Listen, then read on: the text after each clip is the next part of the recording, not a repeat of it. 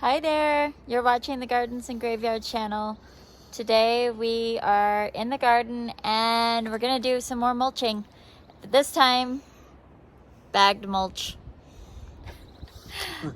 We already showed you some composting that we did, and sometimes I like to use bag mulch that's dyed. It gives a different contrast and it's a different texture, and I like using it around my perennials and things that it doesn't really matter if we're not eating them.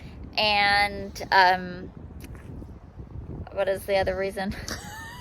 There's another reason. Oh, they don't need the compost for nutrition. So those are the main reasons why we use this mulch. This mulch lasts 2 years for us, and so it's more economical to use the compost in areas. It's free compost, but we only get 1 truckload. So if we were to buy it, it would be more economical for us to just mulch everything, because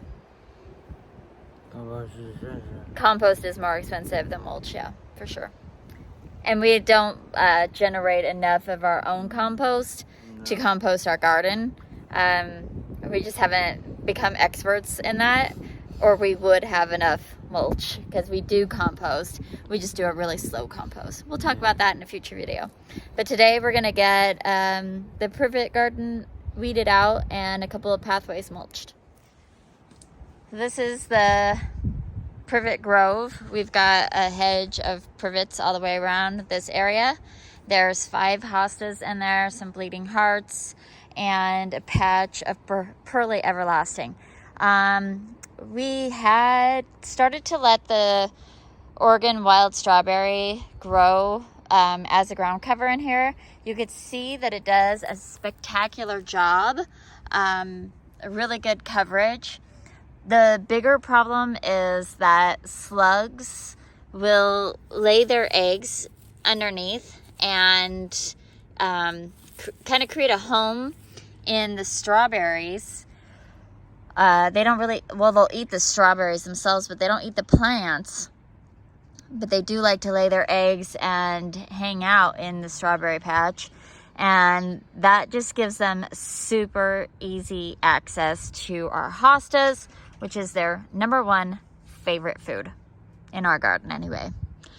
So what we're trying to do is eradicate any slug issues and ensure that our hostas stay slug free, which means we need to get all this strawberry out of this garden.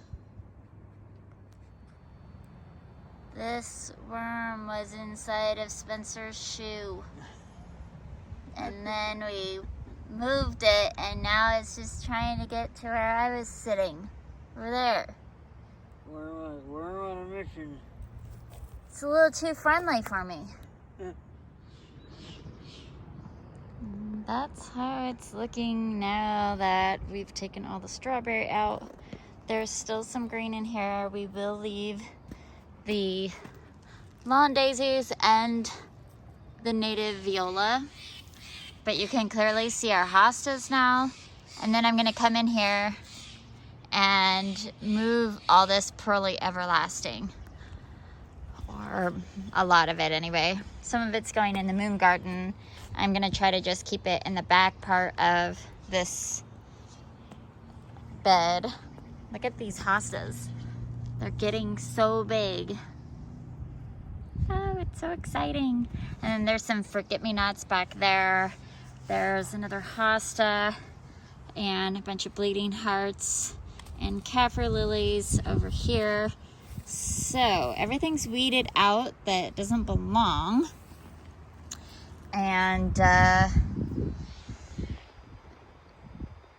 it wasn't that difficult. It was just time consuming. And you know, if you plant a ground cover, be sure that you want it, because it will take over. And if you change your mind, it's kind of a pain to get rid of it later. Oh well, it's not the end of the world. It is getting late though, so, and I'm finding more little pieces. strawberry. It is getting late and we're gonna make dinner and finish this project tomorrow, but ready for a fresh start because it's all cleaned out, which is awesome. This is the other section that I'm going to mulch with the bark, and I'm gonna come in here before I do that and remove this lamb's ear because, as you can see, this here is the lamb's ear. You can see how it's growing on this stalk and coming out of the stalk. This is rose campium. See how it's all coming from the base. All the leaves are coming from the base. It's really hard to see the difference, and we have so much rose campium everywhere in the garden. You can see all that silverish foliage through there that the irises and daylilies are coming up through. That's all rose campium. So this little clump of lamb's ear, it's been here for a few years. It's getting a little spindly. It's time to take care of it anyway. So I'm just gonna take it out and put it in the backyard with the other lamb's ear and give it a nice new home. So I'm gonna do that before I mulch out here. But we're gonna do all that tomorrow and call it a day because it's kind of warm. I know I keep telling you it's warm and it's not because it's 58 degrees, but it feels warm for us with no rain and no wind. It's more than what we're used to. So but besides that, I think it's after 5 now. It's just time to make dinner and go inside anyway. So we will meet again tomorrow. Okay, day 2 of the bagged mulch project. So we got the privet grove all weeded out, and now I'm going to dig out some of the pearly everlasting and then some lamb's ear from over there, and then we'll top dress everything with the bagged mulch.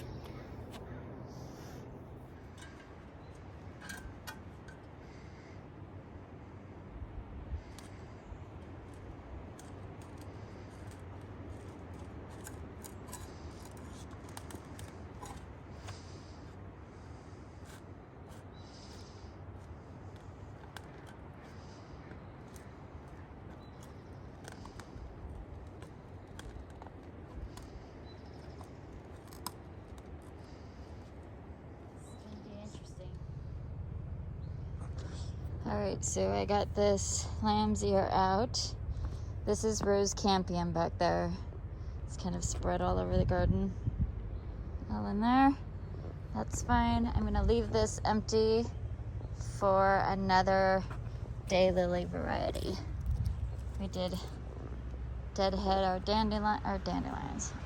Deadheaded our daffodils. And then over in the privet grove, I took out all of the pearly everlasting between these 2 hostas, and then we added some compost around each one of the hostas so that it has some slow release natural fertilizer for the season, and it's clearly defined. Even once we put the bagged mulch down, it'll define those plants a little bit better.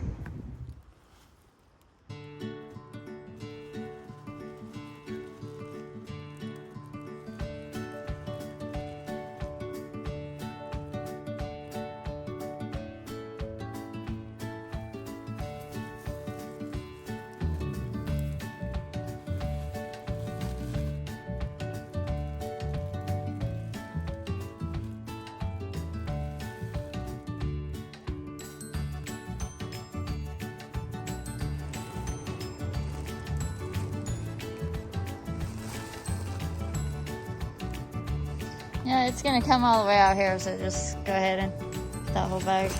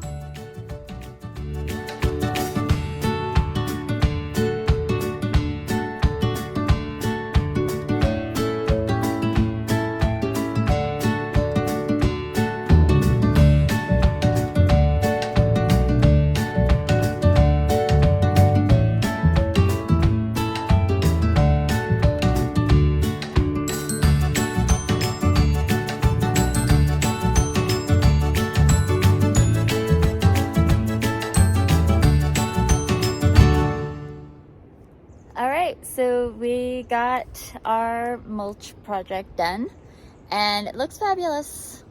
And the next project is going to be using up the rest of our free bark mulch that we got from the city to mulch some pathways.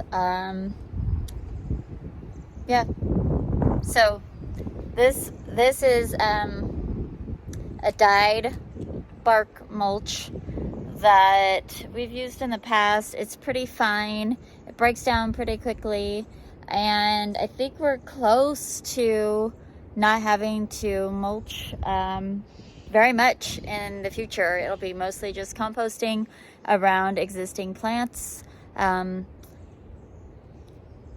Our garden is really knocking down on weeds. We're